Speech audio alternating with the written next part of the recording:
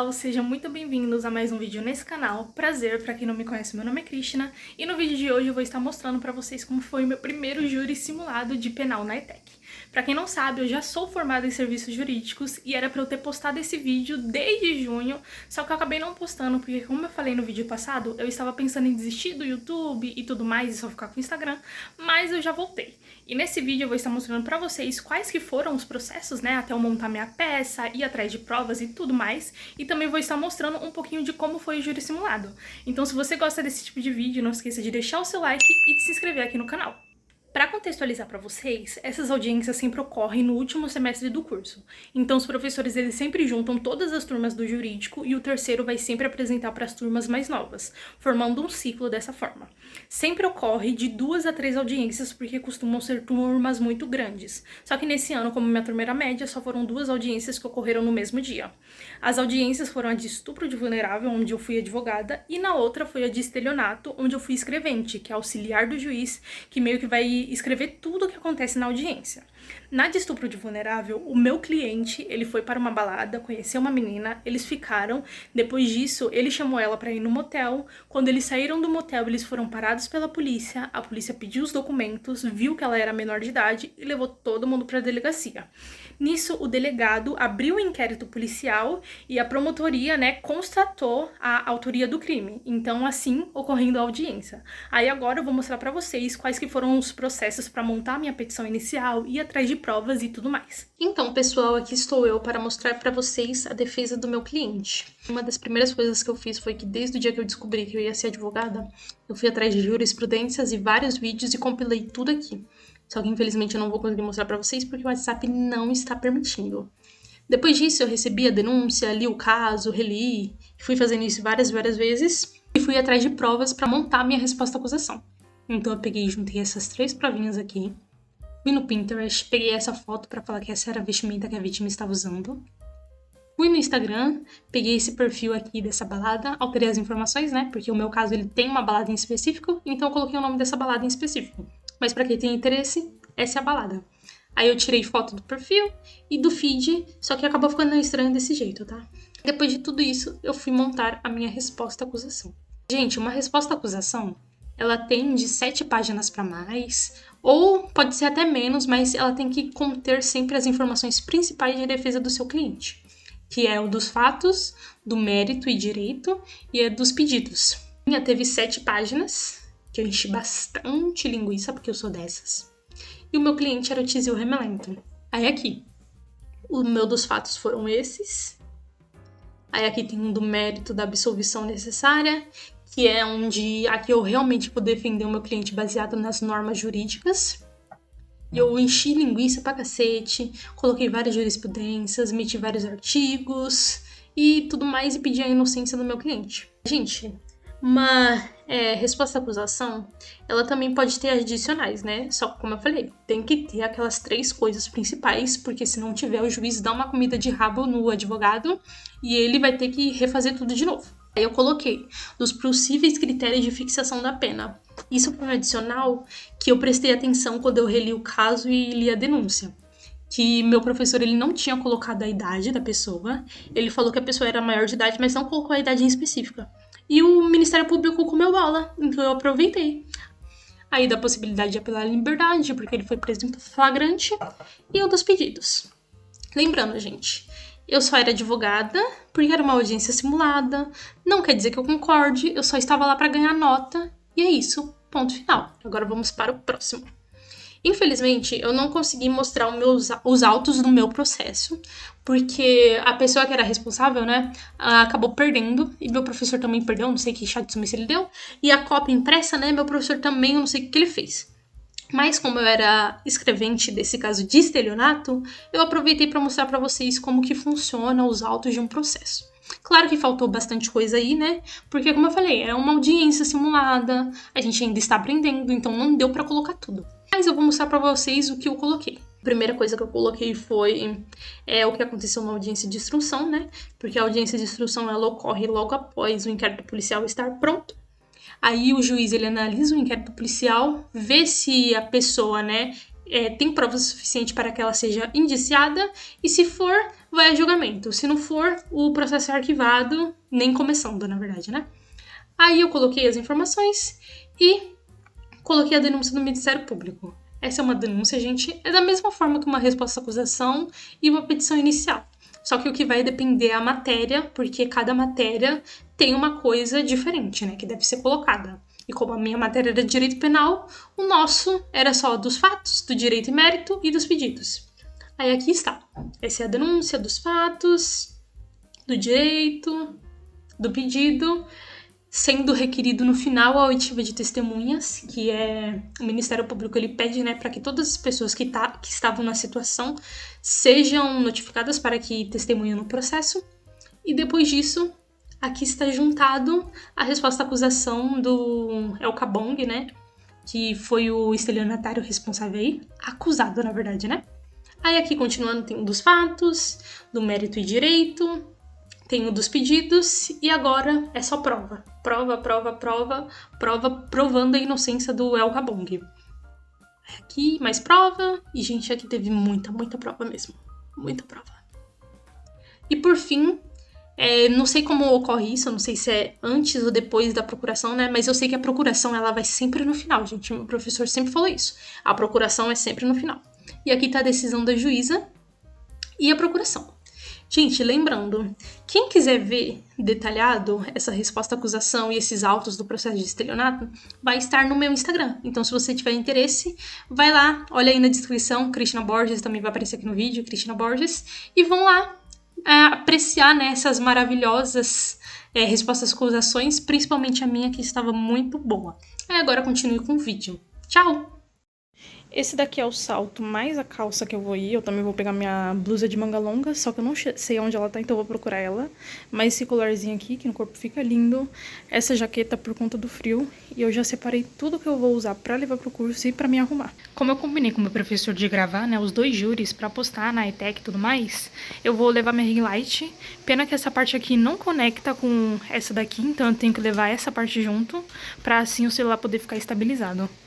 Então, pessoal, eu já estou pronta. Eu fiz uma maquiagem bem leve, porque eu não gosto muito de maquiagem pesada. E também o lugar que eu vou, ele não pede uma maquiagem pesada, né?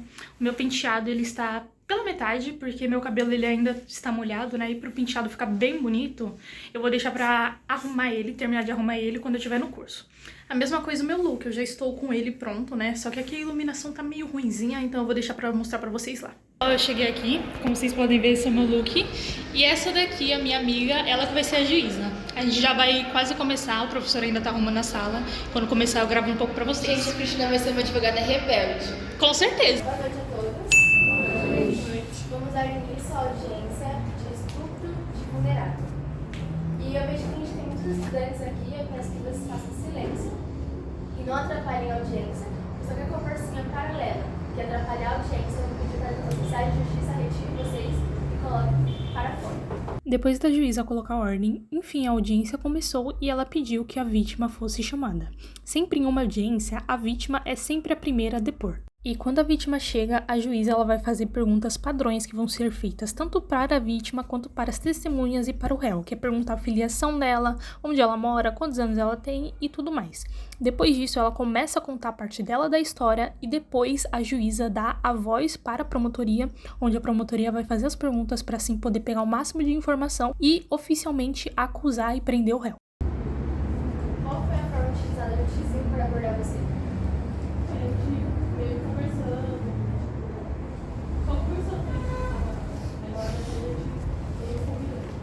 Para perguntar se na hora da abordagem de Tizio, a virginiana, ele estava sob o uso de algum entorpecente ou bebida alcoólica. Na hora que o Tizio te abordou, ele estava com bebida de algum entorpecente ou bebida alcoólica? Pelo que eu sei, assim, acho que só bebida. Depois da promotoria fazer as perguntas, enfim, chega a parte da defesa, então é sempre nesse ciclo, primeiro a promotoria, depois a defesa, e nesse momento eu estava preparando o meu terreno para poder defender o meu cliente e fazer com que ele saísse daí livre.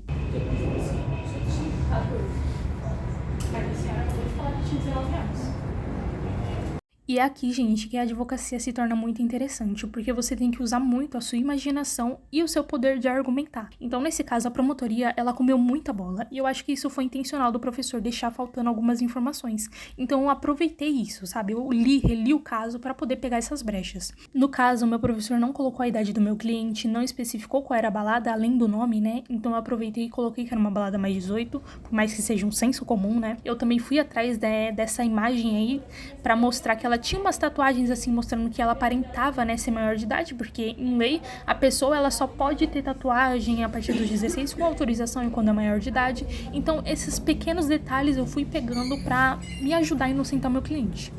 Sua idade, eu tenho 25 anos. Sou estado civil, casado. Profissão, profissão militar. Onde reside? Guarulhos. Certo. Você jura dizer a verdade, somente a verdade, nada além da verdade, sabendo que se mentir, a senhora sofrerá punições de falso testemunho de acordo com o artigo 342? Sim. Certo.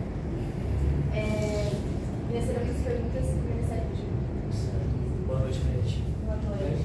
Uma pergunta para fazer para a senhora, referente à abordagem policial. Quando abordaram o réu, notaram algum nervosismo vindo da parte dele? Sim, quando nós abordamos, tanto ele quanto ela, eles estavam nervosos, ele aparentava estar estressado ou apressado, e sempre que nós questionamos ela, perguntando se estava tudo bem, ele ultrapassava ela para falar, não deixava ela se explicar. E como vocês puderam ver, gente, a testemunha, ela não pode mentir, porque senão ela é presa por falso testemunho e sai daí diretamente para a delegacia. E eu confesso pra vocês que eu fiquei extremamente feliz com a imparcialidade de todas as testemunhas, gente. Isso me ajudou demais, porque eu não podia ter contato, né, com a vítima nem com as testemunhas. Eu tinha que me virar nos 30 com as coisas que eu tinha. Aparentemente, qual idade ela aparentava ter, né, pelos fatos? Certo. E na delegacia, quando foram as alegações referentes aos documentos dela? Então, os documentos dela aparentavam ser falsos. Porque quando você observa a carteira de trabalho, nós, como policiais, já temos nossa experiência, tem um carimbo, só que o carimbo, ele acaba pegando um pouco da foto. Eu sei que eu tô mostrando só as perguntas que a promotoria vai fazer, mas é porque a maioria das perguntas que ele tava fazendo me ajudavam, porque era meio como se ele estivesse advogando pra mim no meu lugar, sabe? Então a maioria das respostas me ajudavam, colaboravam, sabe, com a minha defesa, então eu não precisava estar fazendo tantas perguntas. Nesse momento, ele estava conversando com a recepcionista do motel, e ele perguntou como que ela estava, se ela estava assustada, se ele estava assustado com ela, e a recepcionista simplesmente respondeu que eles estavam normais, sabe? Que em nenhum momento eles estavam assustados nem nada. Então eu não precisava estar fazendo tantas perguntas assim. A vítima aparentava estar contente com a situação que está ali. Ela estava com um semblante muito bom. Certo. Responde o que aconteceu nessa delegacia no dia do ocorrido. Bom, no dia do ocorrido, chegaram os policiais, né, com a o acusado, né, e eles contaram o que aconteceu na noite, que os policiais encontraram a vítima muito perdida, com medo, né, e o acusado também chegou negando que tinha feito qualquer coisa com a vítima e falando que ele achava que ela era maior de idade, que ela tinha mentido a idade para ele. Aí, como eu encontrei a carteira de trabalho, o RG, o CPF e uma carteira de estudante. Então, foi aí que a gente contatou que ela só tinha 13 anos. Depois da juíza ouvir a última testemunha, ela chamou o réu e deu uma pausa de 5 minutos para eu poder conversar com o meu cliente. Isso, gente, é um procedimento padrão que acontece em toda audiência. E como o senhor descobriu que ela não era maior de idade?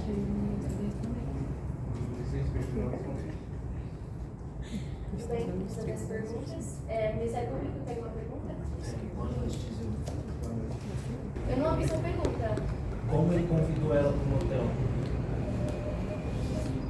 Fui na balada, virgem do calor do momento lá. Só pedi pra ir pra um lugar mais reservado, ela aceitou. E aí falei pra ela que a gente iria para um motel e ela tentou.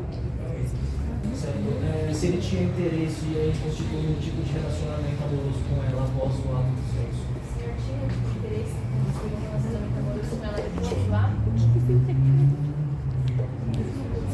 Prefere não falar. E aqui, gente, é um momento que todo mundo fica indignado, mas eu queria ganhar essa audiência e eu orientei muito bem o meu cliente, falando pra ele que se ele não quisesse responder nenhuma pergunta, ele poderia usar o direito dele de ficar calado, e foi o que aconteceu nessa situação. Nenhum acusado é obrigado a criar provas contra ele mesmo, então, se ele quisesse ficar quieto a audiência inteira, ele poderia fazer, porque é um direito dele. No momento das alegações finais, darei 5 minutos para as partes, começando pelo Ministério Público. Vou começar com minhas considerações finais referente a Tísio Remelento, que o mesmo está sendo processado com incurso no artigo 217-A do Código Penal em continuidade delitiva. Da denúncia, réu manteve conjunção carnal com Virgiliana Pura, menor de 14 anos na época dos fatos. O Ministério Público tem a dizer que, apesar de Tísio Remelento ter alegado não saber a idade da vítima, que ela consentiu, nós sabemos que o artigo 217-A do Código Penal se consuma com a simples prática de ato de conjunção carnal ou ato libidinoso, desde que seja praticado com a vítima vulnerável. De acordo com o Código Penal, o menor de 14 anos de idade. Portanto, ressalto que não é necessário empregar violência ou grave ameaça em face da vítima, e é irrelevante o consentimento dela, além do fato dela ter relações sexuais anteriores e não tem relevância jurídica. Nesse sentido, eu peço permissão também, por excelência, para ler a súmula 593 da STJ. Ela diz: o crime de estupro de vulnerável configura com a conjunção carnal ou ato libidinoso com o menor de 14 anos, sendo irrelevante eventual consentimento da vítima para a prática do ato, experiência sexual anterior ou existência de relacionamento amoroso com o agente.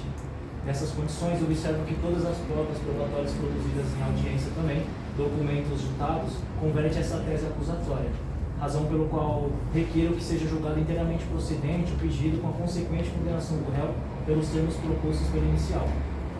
Considerando também as circunstâncias judiciais do artigo 59 do Código Penal, verifique-se que o agente não ostenta maus antecedentes e não há circunstâncias judiciais favoráveis a ele, em razão pelo qual a pena base pode ser fixada no mínimo legal.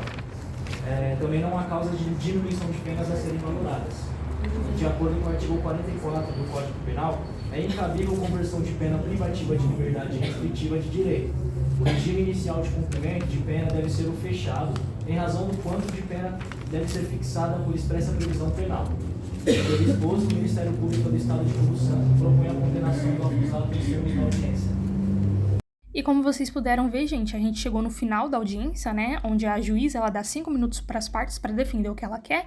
Então, no caso da promotoria, acusar o meu cliente e, no meu caso, inocentar ele. E eu não vou mostrar muito das minhas alegações finais, gente, porque, sério, ficou horrível. Não, eu não tô brincando, ficou horrível. Quando meu colega começou a falar sobre as alegações finais dele, eu pensei, nossa, o quão bosta a minha ficou. Mas com muita dor eu vou estar deixando um pouquinho da parte das minhas alegações finais. Mas como vocês puderam ver, a gente pega um monte de artigo, faz uma recapitulação do que aconteceu na audiência e vai defender o que a gente quer. Foram incoerentes e contraditórios, eu peço a absolvição do réu, pois a vítima, ela argumentava que em uma parte ela tinha 14 anos, em outro momento ela tinha 13, em outro momento ela tinha 19. Como consta nos autos, ela apresentava tatuagem no corpo, tinha uma estatura menor de idade, estava em um lugar que ela não deveria estar, então por esses motivos eu peço a absolvição do réu. E depois da juíza ouvir as nossas alegações, ela tira 5 minutos para poder pensar, né, qual vai ser a sentença, e depois ela volta para dar a sentença oficial. Com base em todas as alegações ouvidas aqui, eu declaro improcedente. Com embasamento em lei no artigo 386, inciso 27, ficando comprovado aqui nessa audiência, vistas as testemunhas apresentadas, que o réu não tinha como saber que a vítima era menor de idade. Dito pelas testemunhas que a sua parente também era de alguém além dos 18 anos. Dito isso, encerramos a audiência de vulnerável. Agradeço desde já a todos que se puderam estar aqui hoje. Todos tenham uma boa noite.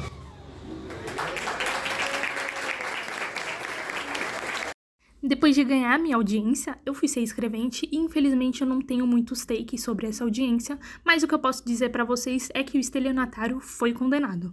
Como vocês podem ver por esse ambiente, por essa minha cara de cansada, eu já cheguei. Agora eu vou tirar tudo isso que eu fiz em mim, né? Vou tomar um banho, capotar e dormir, porque amanhã é dia. Eu espero muito que vocês tenham gostado desse vídeo. Infelizmente eu não consegui detalhar tintim por tintim de todas as coisas que eu fiz durante essa preparação, porque a minha semana foi muito corrida. Desde que o professor anunciou as coisas, eu ficava com a sala assim, com as pessoas, controlando tudo para fazer com que saísse o melhor possível nessa audiência, então não tive muito tempo de gravar. Mas eu peguei tudo o que eu fiz durante essa semana e tentei explicar o melhor possível para que vocês possam entender que um dia eu for fazer júri simulado, me usar como exemplo. Então eu espero muito que vocês tenham gostado desse vídeo. Não esqueça de deixar o seu like, de se inscrever aqui no canal, além de ativar o sininho das notificações. Um abraço e até a próxima!